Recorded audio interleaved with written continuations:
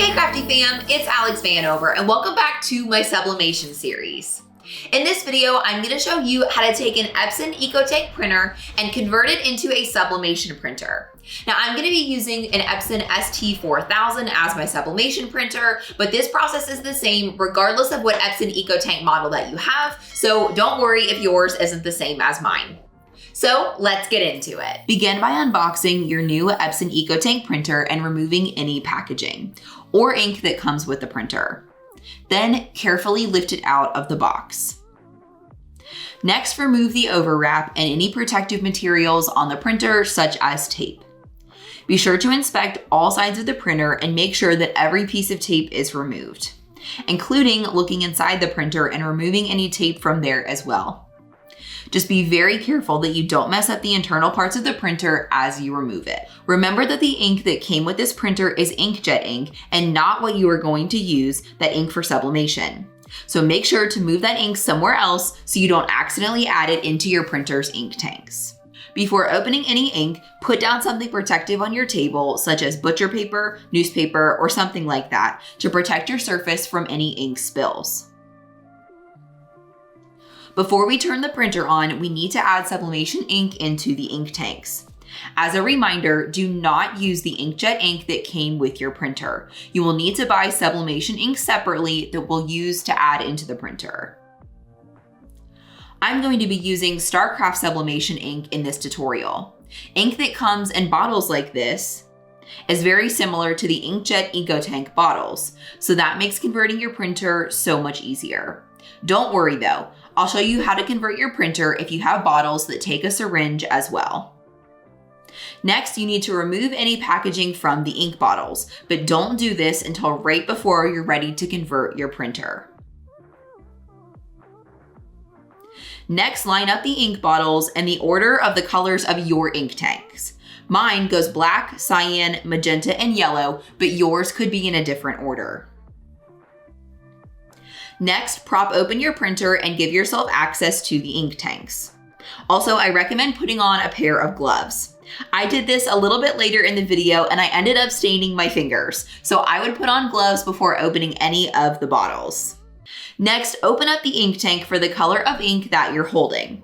If you have bottles like these, you can put them directly on top of the Ecotanks and they will begin to drain. Take off the lid and slowly turn the bottle over before placing the bottle on top and push it onto the ink tank to fit.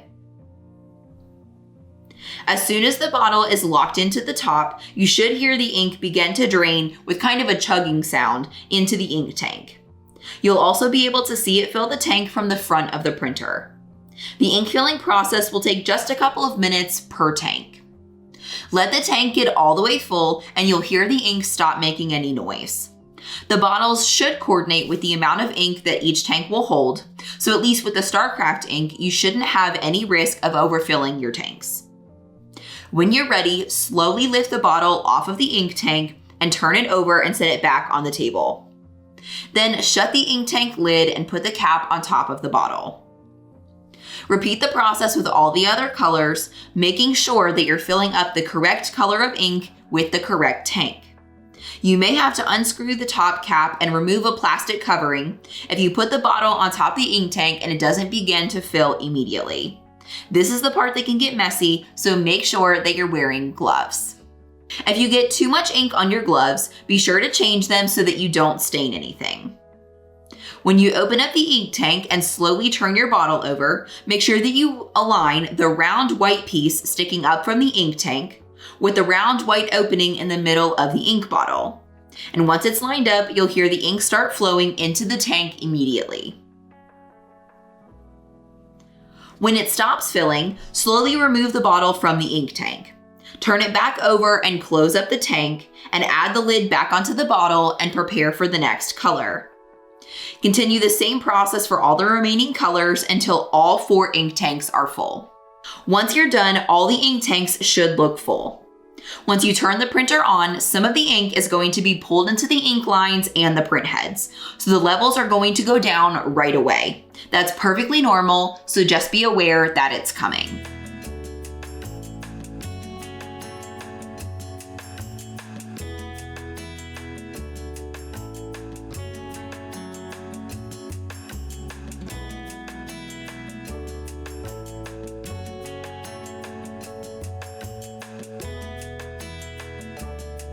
If you buy sublimation ink bottles that have a narrow tube at the top instead of the shape of the Ecotank bottles, I'll show you how to convert your printer using those bottles as well.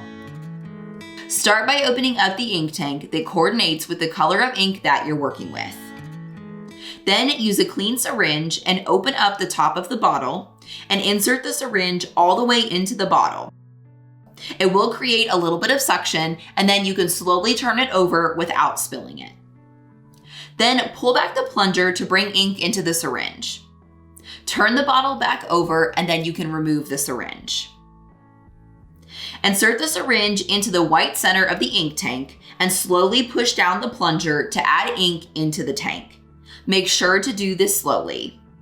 The syringe is not going to go all the way into the printer, and that's perfectly normal.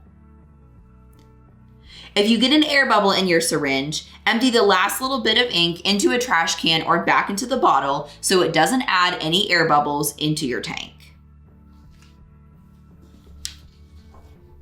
Then just continue the process of filling your syringe with ink and emptying it into the tank until each ink tank is full. You're much more likely to spill ink with bottles like this, and it takes a lot longer to add the ink into your printer. So that's why I recommend you buy the ink tank friendly style of bottles. Some ink bottles in this style will come with supplies like a syringe and gloves, and others you may have to buy the syringes separately. If you do need to buy the syringes separately, they are available in kits on Amazon, and I have one in my Amazon store if you need a suggestion of what kit to buy, so I'll be sure to link it for you in the description. Once all the ink tanks are full, next it's time to connect the power cable to the printer and plug it into an outlet and turn it on. Take the end that fits into the back end of the printer, wherever that happens to be on your printer, and plug it in. Then plug the other side of the power cord into an outlet. Then raise up the screen and press the power button. Next, answer the questions on the screen for language, date, and so forth. Keep in mind that the setup process may vary a little bit between the Epson Ecotank models. So make sure that you consult your Start Here guide for the instructions for your specific printer if they look different than mine do. My next step was to press and hold the question mark button for 3 seconds to begin charging the ink lines. This is where you'll see the ink levels start to drop. After this begins, it can take 10 or 15 minutes, so be prepared to wait. After the initialization, your printer will likely guide you through a few different exercises to align your print heads. Simply follow the prompts on the screen to complete them. Once the print heads are aligned, finish the setup from your printer's screen. And once you've made it through all the prompts on your screen, you can head to your computer to finish setting up your printer. So in order to set up your printer using your computer, you can go to epson.com/support/ whatever the name of your printer is. So mine is the ST4000. This is also in my quick start guide. So if you need to know what website it is, you should be able to find it in the paper that came in your printer. So I can see my model of my printer here at the top. And the most important part is to go down to downloads and download the drivers and any utilities that you need. So I usually do the combo installer just since it has a little bit of everything, but you can also do it manually as well. So I'm going to go ahead and click download. And I have my correct operating system selected because mine's the default. But if yours is not, make sure that you change it. We'll just follow all the prompts on the screen.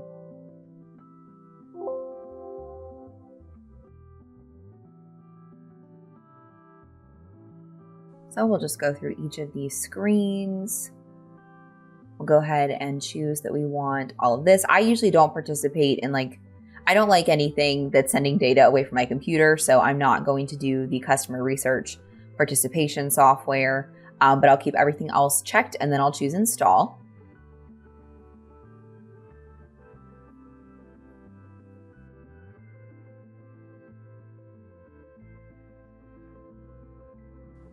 Okay, so then we'll follow the instructions and click the next buttons to work through setup.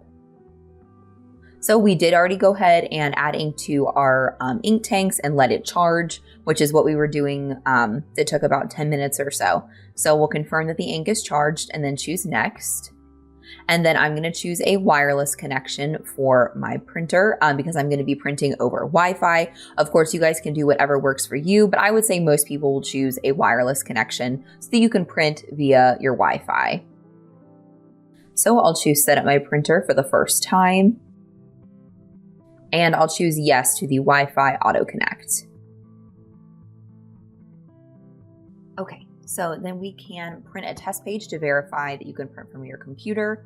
I'll have to go add some paper back into my paper cassette, and then I'll be back to print the test page. Then once paper is loaded into your paper cassette, you can choose print test page. And we wait to see if it worked, but it sounds like it did.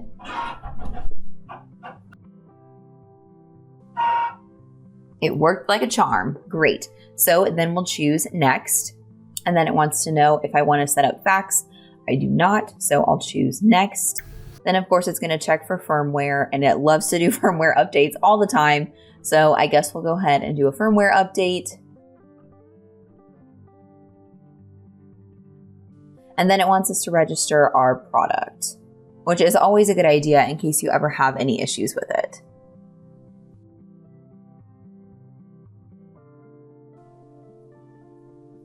Okay, so I skipped over the registration part because mine wasn't responding, but I think it is a good idea to register your product if you can. I don't think I'm going to worry about these other fancy kinds of printing just because, I'm going to be printing this using sublimation only, so I'll just go ahead and choose skip. And everything is complete. So then you can click the finish button, and now you're ready to go print things from your sublimation printer. If you want to check out more videos in my series, I have tons of other videos that are going to help you make sense of sublimation if it's still something that's really confusing. So make sure that you go check it out. If you're not sure what's next for you in sublimation, then be sure to check out the rest of my sublimation series. You can find the videos linked up in the corner of the screen and down in the description below. And if you made it this far in the video, then I would really love to get to know you on social media. So please be sure to search for me at DIY Alex Vanover on pretty much all major social media platforms. You can also find direct links to my profiles linked down in the description below. If you enjoyed this video and you want to see more just like it, then be sure to subscribe to the DIY Alex YouTube channel and be sure to ring the bell so that you get notified every single time that I put out a new video every single week. But don't wait for next week's video. Be sure to check out this one next. Or if you want to make your DIY dreams come true, be sure to check out this video. I know that you're going to love it.